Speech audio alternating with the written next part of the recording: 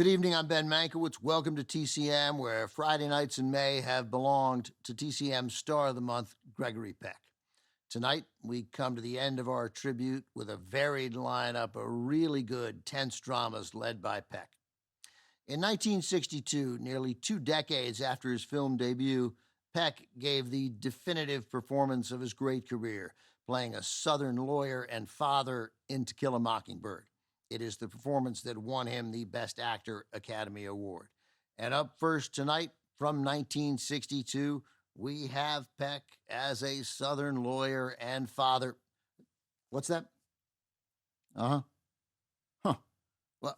I'm being told that despite it being the same year and Peck playing the same kind of character, this is not To Kill a Mockingbird.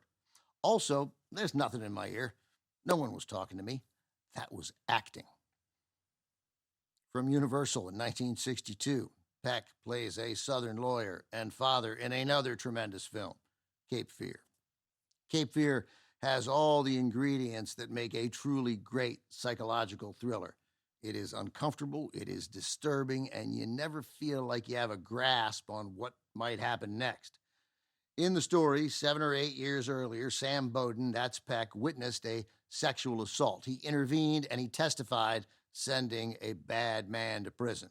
Now that man, a sinister character named Max Cady, played by Robert Mitchum, is free, and he's looking for revenge. That puts Sam, his wife, and his young teenage daughter in serious jeopardy. If you've seen the 1955 psychological thriller The Night of the Hunter, directed by Charles Lawton, you know Robert Mitchum could play evil, I think better than anyone else, maybe ever, because Mitchum used every ounce of his charisma, of that sexual dynamism he possessed, to draw you into his character, even though you know this is a dangerous, bad man. It is the greatest trick Robert Mitchum had in his considerable arsenal. Cape Fear is based on John D. MacDonald's 1958 novel, The Executioners. Peck read it, wanted to make a film through his production company, Melville. He gave a copy of the book to director J. Lee Thompson while the two were making The Guns of Navarone, released in 1961. They agreed to make it their next project. Peck then cast Mitchum as the villain, based on Mitchum's harrowing turn in The Night of the Hunter. Peck and Mitchum had once been neighbors and drinking buddies. In fact, Peck and Thompson sealed the deal with Mitchum by sending him a case of bourbon. From 1962, also with Telly Savalas, Martin Balsam, and Polly Bergen, with a score from Bernard Herrmann. This is Cape Fear.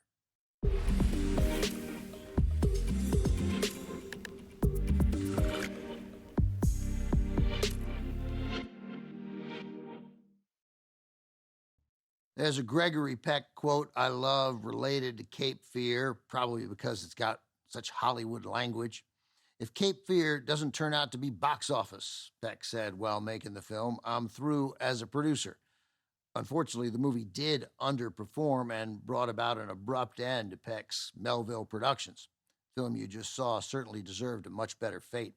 Nearly 3 decades after its release, Steven Spielberg approached Martin Scorsese about directing a remake.